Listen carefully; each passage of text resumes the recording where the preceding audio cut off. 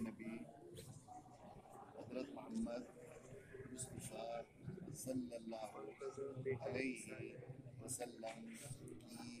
सच्ची ताबेदारी करोगे।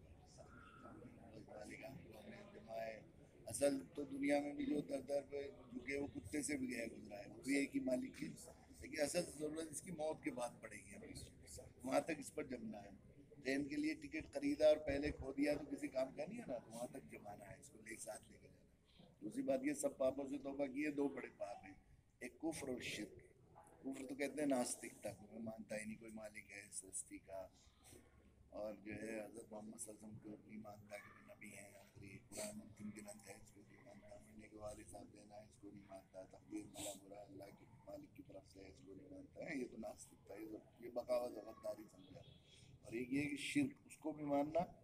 किसी और देवी देवता पीर फकीर किसी और के आगे शीर झुकाना, उससे आस्था रखना, सिर्फ वो बस अकेला है, उसी को मानना, उसी की मानना।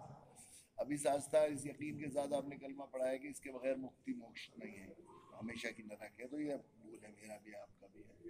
जब इस ये यकीन है और ये विश्वास है कि ईमान के बगैर मरने के बाद की हमेशा की नरक है, तो जो रिलेटिव दोस्त अहबाब चारों तरफ हैं वो अगर नरक में जाएंगे, अब स्वर्ग में जाएंगे, तो हम तो इंसान भी नहीं है, कोशिश करना है ना उनके लिए मालिक से दुआ प्रार्थना करनी है।